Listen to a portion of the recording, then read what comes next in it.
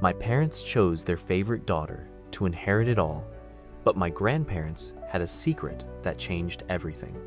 From the very beginning, I felt like I was always in the shadow of my younger sister, Amy. Growing up, it wasn't just a matter of being overlooked, it was as though I didn't even exist in the same space as she did. While Amy, at only 2 years old, received extravagant birthday parties, complete with a petting zoo and professional face painters, I had to settle for a store-bought cake and a quiet family dinner. The disparity between us wasn't just about material things, it was emotional too. It was like I was invisible in my own home. My parents never attended my school events, never showed up for my big moments, and didn't even acknowledge the hours I spent practicing for a play that they missed, arriving only to console Amy after she had a stomachache. I remember standing on stage, feeling the sting of rejection as they sat there with her. For all my hard work and accomplishments, like winning science fairs or achieving straight A's, my efforts were met with silence, while Amy, with her mediocre grades, was showered with praise and gifts.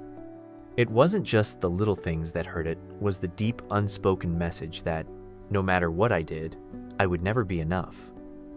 The emotional neglect took a toll on me, but I learned to carry it in silence. Every time Amy was celebrated, a part of me crumbled, but I didn't dare voice my hurt. It wasn't worth it. I convinced myself that this was just how things were, that I should be grateful for the bare minimum. But even as I grew older, that feeling of being unseen never faded. As we got older, the favoritism only intensified, and I began to feel like a mere ghost in my own family. While Amy breezed through life with little effort, I worked tirelessly to make something of myself. Yet it seemed like nothing I did could earn me a moment of their attention. When I won awards, like first place in a regional science fair or earned straight A's, my parents barely acknowledged it. But when Amy barely scraped by with a B+, they threw her a celebration dinner and bought her a new phone. I remember the sting of that comparison like it was yesterday, the hollow feeling of knowing that no matter how much I excelled, it would never be enough to make them proud. I was driven by the hope that if I kept achieving, they would see me, they would love me the way they loved Amy. But it was always the same. Their eyes were fixed on her, their words of encouragement were for her, and their pride was in her. The hardest part came during high school. I was chosen as one of the 2 applicants for a prestigious summer program at Harvard, a recognition I had worked years for. When I shared the news at dinner, my father grumbled, barely acknowledging my achievement before shifting the conversation to Amy's upcoming dance recital. My mother's remark was even more crushing. "That's nice," she said, and then moved on, as if it were no big deal. In that moment, I realized that my entire life had been spent seeking validation from people who would never truly see me. The tears I had held back for years finally began to surface, but even then, I swallowed them down. I had become so accustomed to being invisible that I no longer knew how to fight for my place. The years of emotional neglect started to eat away at me, and by the time I reached my 20s, I was no longer the confident person I once was. Instead, I was consumed by anxiety and a constant feeling of inadequacy, always doubting myself and never feeling good enough. It wasn't just the lack of support from my parents, it was the suffocating weight of trying to earn their approval, only to have it slip further out of reach. I sought therapy to help me navigate the overwhelming pressure, but it wasn't easy. The realization that my parents' behavior wasn't my fault didn't come overnight. It was a painful and long journey, one filled with heartache as I had to relearn how to validate myself. It felt like I was walking through a fog, never quite sure of who I was or where I fit in this family that had always made me feel like a stranger. The worst part was knowing that no matter how hard I tried, I would always be second place to Amy. It crushed me inside to see how easily she breezed through life, still being coddled by our parents. I had built a life for myself, a decent job in finance, my own home, but it never felt like enough. The truth was, I was broken, and no amount of success could fill the void my parents had created. The scars ran deep, and for the longest time, I didn't know how to heal. I felt trapped in a cycle of trying and failing, a constant battle to break free from the toxic hold my family had over me. The day I received the inheritance from my grandfather, I thought my life might finally take a turn for the better. I had worked so hard to build myself up, despite the years of emotional neglect from my parents. The $500,000 from my grandfather's estate was a dream, something that could help me pay off my education loans, set me up for a future, and maybe even help me build something of my own. But when I shared the news with my parents, the shock on their faces wasn't one of pride or happiness, it was something much darker. They agreed. My father, with usual authority, pulled me aside and said that it wasn't fair for me to receive an equal portion of the inheritance. Amy, who still lived in their basement, was struggling, he argued. She needed it more than I did. My chest tightened as I tried to explain that this was Grandpa's decision, not theirs, but they wouldn't listen. The guilt-tripping started immediate reminders of all the sacrifices they had made for me, the small things they had done. Yet, they conveniently ignored the countless gifts, shopping sprees, and privileges they had lavished on Amy. My father, acting as the executor of the will, became more forceful, telling me that I should act morally and give my portion to Amy. I couldn't believe what I was hearing. The betrayal was beyond anything I had ever imagined. It wasn't just about the money, it was about the years of emotional abandonment coming back to haunt me. They were willing to take what was rightfully mine, just to keep the cycle of favoritism alive. It was a slap in the face, a painful reminder that no matter what I did, I would always be secondary in their eyes. As the tension built, I stood my ground, but the storm that followed would leave a mark on the family forever. Things quickly escalated when my father, furious with my refusal, took matters into his own hands. As the executor of the will, he decided to reinterpret Grandpa's intentions, convincing himself that it was only right for Amy to have my share.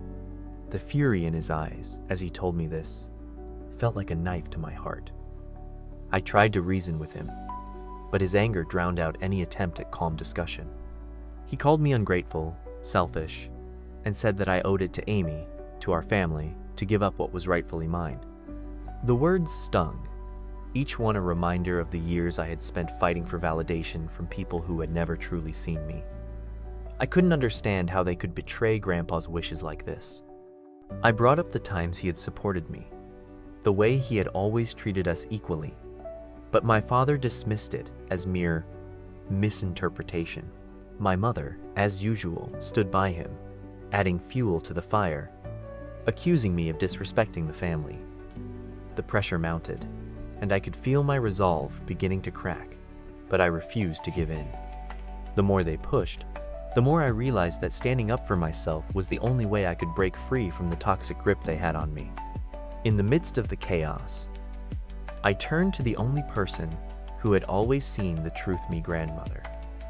The bond we shared had always been special, and I knew she would understand the depth of the situation.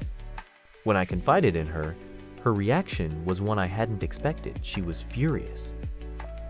She immediately called my parents' attempt to alter the will outrageous and disrespectful, and made it clear that Grandpa had always been adamant about treating his grandchildren equally.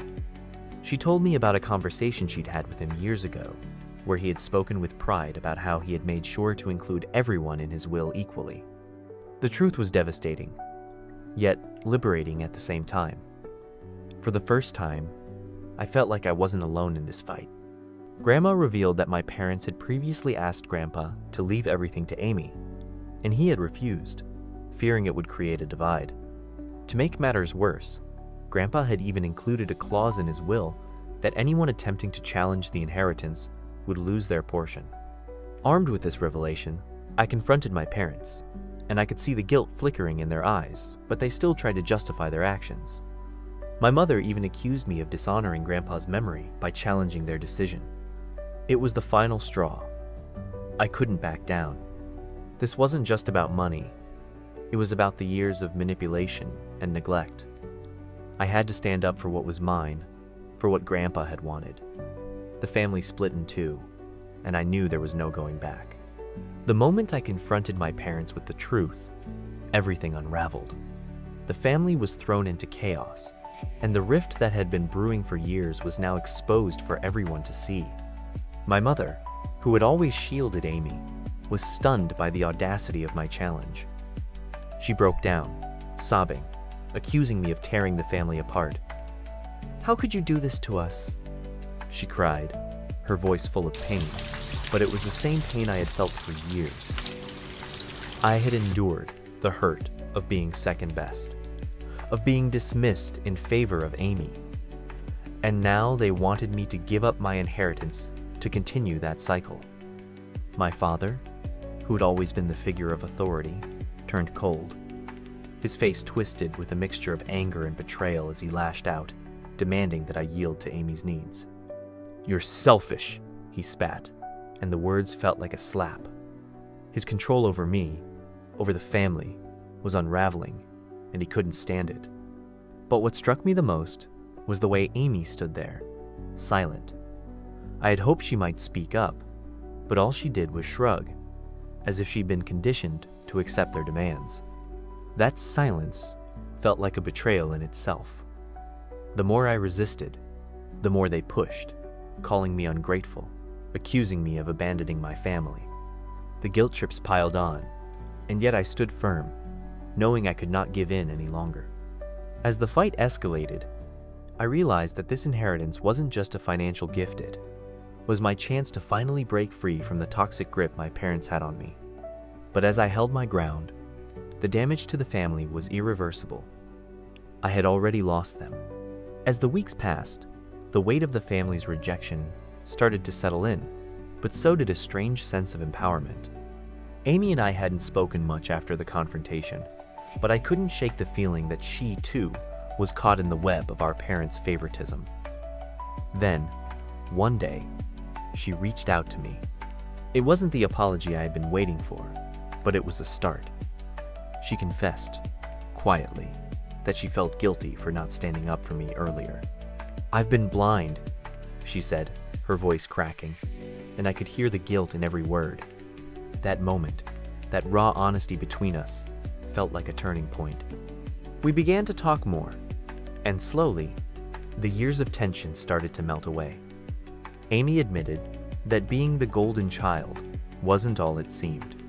She had never learned how to stand on her own, always depending on our parents to smooth things over for her. She confessed how it had weighed on her, how she had longed for the independence I had forged for myself. For the first time, I saw her as more than just the favored sibling. I saw her as a person, trapped in the same suffocating cycle I had been. Together, we began to rebuild what our parents had broken. We started having coffee dates, sharing our lives without the weight of expectation. It wasn't perfect, but it was real. And for the first time in a long while, I felt like I was no longer alone.